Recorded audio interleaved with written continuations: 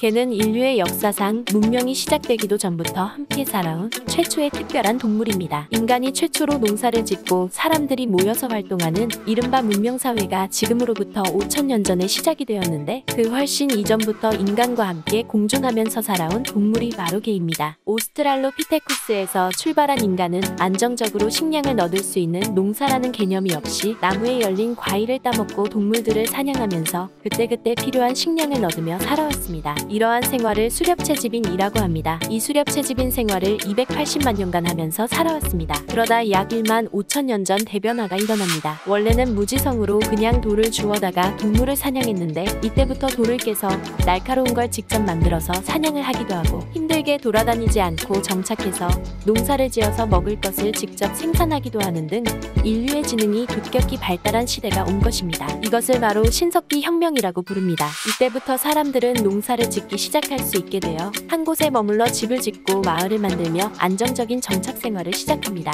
마을에서 정착 생활을 하다 보니 요리를 하면 맛있는 음식 냄새도 나고 못 먹거나 남은 음식을 마을 주변에 버리기도 했죠. 이때 개들이 맛있는 냄새를 맡고 마을까지 찾아와 남은 음식을 먹으면서 인간에게 처음으로 접근했습니다. 다른 야생동물들과 달리 개는 인간을 위협하지 않으며 오히려 사람의 말을 잘 따르는 것을 발견한 인간은 가축화를 시작합니다. 가축의 사전적 정의는 인간이 집에서 기르는 짐승이라는 뜻으로 성격이 온순하고 사람과 같이 어울려 있어도 전혀 불편함이 없고 사람을 잘 따르면 가축이라고 이릅니다. 개는 사냥을 돕고 다른 동물로부터 인간을 지켜주고 재미있는 여가 시간을 보내게 해주고 인간은 개에게 먹을 것과 안전한 잠자리를 제공해주면서 서로 공생하는 관계로서 찰떡궁합이었습니다. 좀 더 엄밀히 말하면 개 중에서도 사람에게 좀 더 호의적이고 말을 잘 듣는 분류의 개들이 사람과 더 많이 함께하게 되었고 현재의 개들로 진화하게 된 것입니다. 이렇게 인간에게 매우 호의적인 개는 인류와 역사를 함께하게 됩니다. 개와 늑대는 사실 같은 종입니다.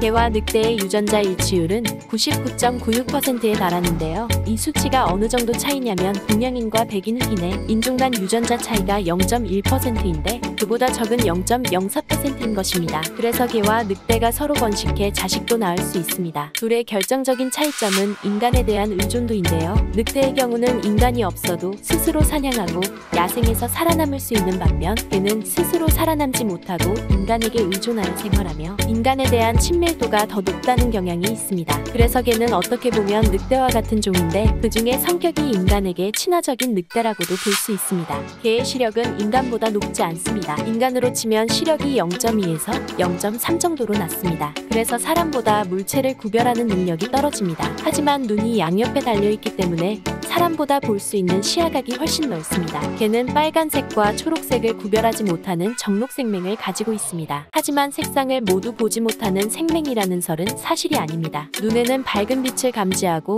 색상을 구별하는 원추세포와 어두운 빛을 구별하는 간상세포로 구성이 되어 있는데요. 개의 대부분은 밝은 빛과 색상을 구별하는 원추세포는 거의 없고 어두운 빛을 구별하는 간상세포로 구성이 되어 있습니다. 그렇기에 전체적으로 사람보다는 색상을 많이 구별하지 못합니다. 하지만 간상세포가 많기 때문에 밤에는 사람보다 5배 이상 잘 볼 수 있습니다. 개는 사람보다 시력이 나쁘고 색깔 구별을 못하는 대신 움직이는 물체를 인식하는 능력인 동체 시력은 사람보다 훨씬 높은데요. 경찰견의 경우 테스트에서 900m가 떨어진 곳에서 움직이는 물체도 감지할 수 있었습니다. 마당에 있는 작은 벌레들이 움직이는 것도 사람들보다 훨씬 더 잘 파악하는 이유입니다. 개가 이렇게 동체 시력이 좋은 이유는 진화 과정에 있습니다. 개는 숲풀에서 움직이는 동물들을 잘 관찰해서 사냥을 해야 하기 때문에 이렇게 진화했습니다. 진화 과정에서 사람은 빨간색, 노란색, 과일 등 색깔 구분을 잘해야 하지만 개의 경우 숲풀에서 움직이는 동물들을 잘 관찰해서 사냥을 해야 하기 때문에 이렇게 진화했습니다. 개는 하루의 절반을 잠자는데 시간을 보냅니다. 평균 12시간 정도 잠을 잡니다. 어린 강아지와 늙은 개는 18시간까지도 잡니다. 땀은 열기를 배출하면서 체온 조절을 해주는 매우 중요한 수단인데요.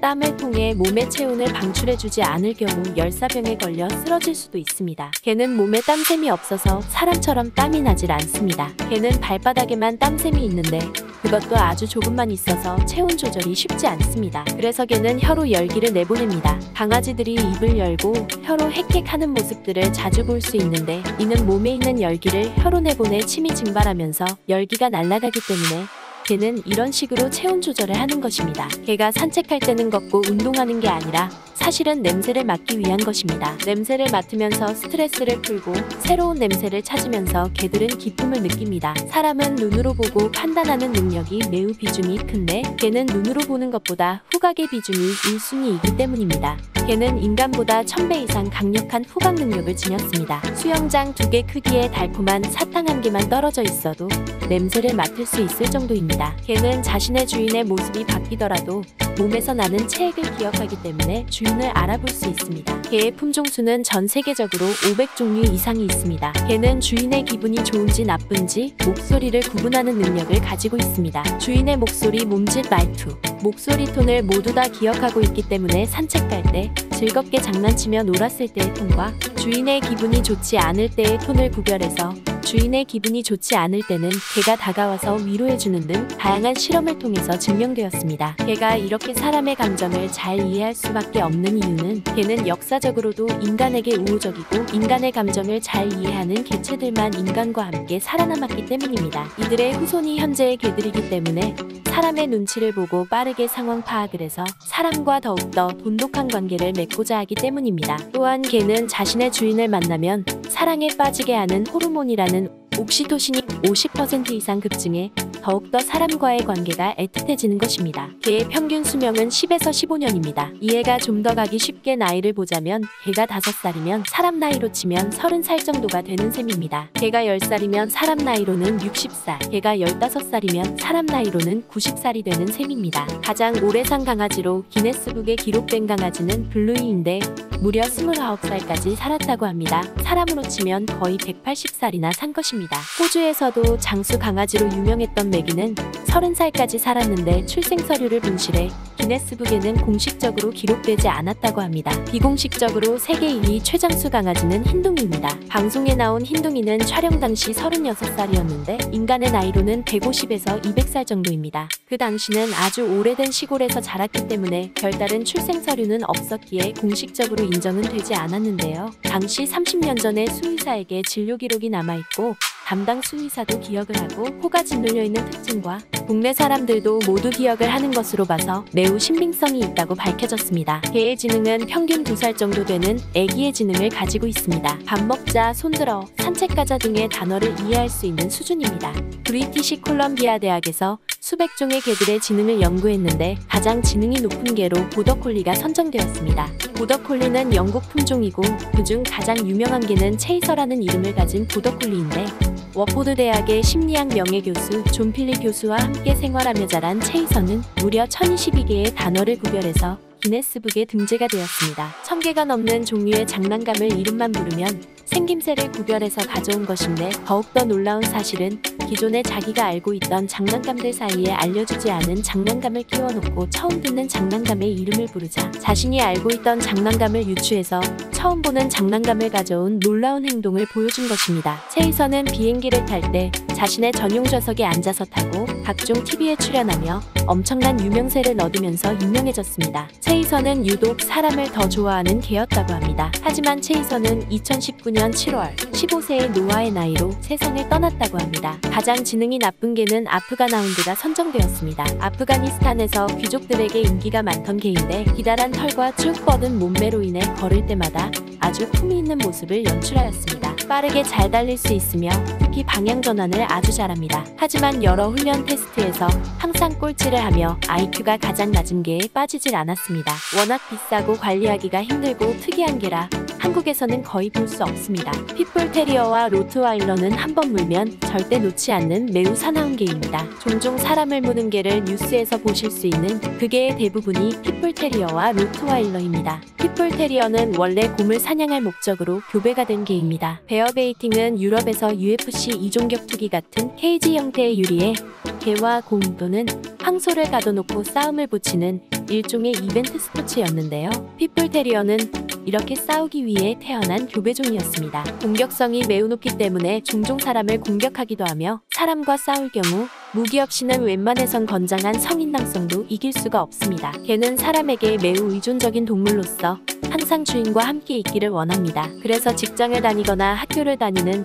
1인 가구에서 키우는 개들은 주인이 학교를 가거나 회사에 가서 혼자 남겨지게 될 경우 매우 심한 불안함을 겪습니다. 이때의 개들은 불안한 나머지 하울링을 계속 낸다던가 대소변을 아무 곳에서 해버리는 등 여러 증상들을 보이게 됩니다. 그렇기 때문에 혼자 사는 사람이 애완견을 키울 경우 반드시 이 분리불안증에 대한 훈련법이 필요합니다. 개가 짖는 이유는 3가지가 있습니다. 첫째, 낯선 상황이나 낯선 동물을 봐서 경계심을 느낄 때입니다. 개가 짖는 이유는 물려고 하는 것이 아니라 사실 자기가 겁을 먹었죠라서 상대에게 겁을 주기 위해 짖습니다. 둘째, 요구사항이 있을 때입니다. 자기가 어디에 갇혀서 살려달라고 하거나 주인에게 산책을 나가자고 얘기하고 싶을 때 짖습니다. 셋째, 기분이 좋을 때입니다. 주인이 밖에 나갔다 아주 오랜만에 들어와서 반가울 때나 여러 동물들과 함께 놀면서 재미있을 때 짖습니다. 대부분의 개는 수영을 별도로 가르치지 않아도 본능적으로 개헤엄을 치며 수영을 할 줄 압니다. 물론 수영을 못하는 개도 있는데 대표적으로는 불독이 전혀 수영을 못합니다. 주인이 키우던 개를 버려 길거리에 떠돌아다니는 개들을 유기견이라고 합니다. 한국에서는 통계에 따르면 매년 10만 마리의 유기견이 생긴다고 합니다. 개를 유기하는 가장 큰 이유는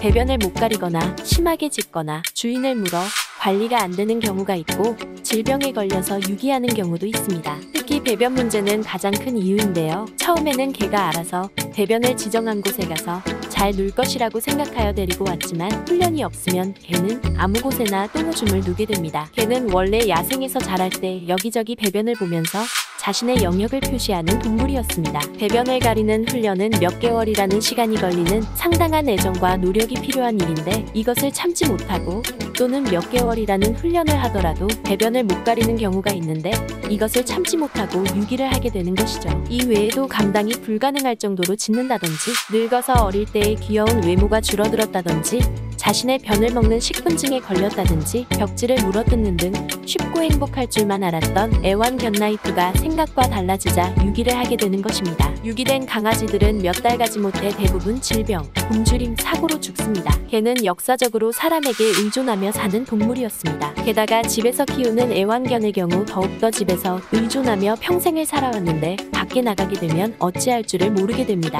일부는 운이 좋게 유기동물 보호소에 포획이 되는데 10에서 20일 정도 보호를 받으며 매일매일 홈페이지에서 사진과 함께 공고를 통해 새로운 주인을 찾습니다. 이 기간 동안 새로운 주인을 찾지 못하게 되면 안락사를 시킵니다. 하지만 이마저도 이미 병에 걸려 들어오고 보호소의 위생이 취약하여 안락사 전에 질병으로 죽는 경우가 많다고 합니다. 안내견은 독일에서 세계 1차 대전으로 인해 시각장애인이 많이 생겨나자 안내견 학교가 최초로 생겼습니다. 시각장애인들에게 매우 훌륭한 도움이 되는 안내견은 지능이 높고 체력도 좋으며 공격성이 낮고 사람에게 매우 친화적인 견종만이 선택될 수 있습니다. 그래서 보통 골든 리트리버와 레브라도 리트리버가 많이 사용되며 전 세계의 90%를 차지하고 있습니다. 어려운 훈련도 해낼 수 있어야 하기 때문에 안내견은 정말 초엘리트들만 될 수 있습니다. 안내견은 주인이 위험한 곳으로 가려고 할 때 주인을 붙들어 잡고 못 가도록 막아야 하기 때문에 덩치가 커야 합니다. 그래서 안내견은 대형견이라도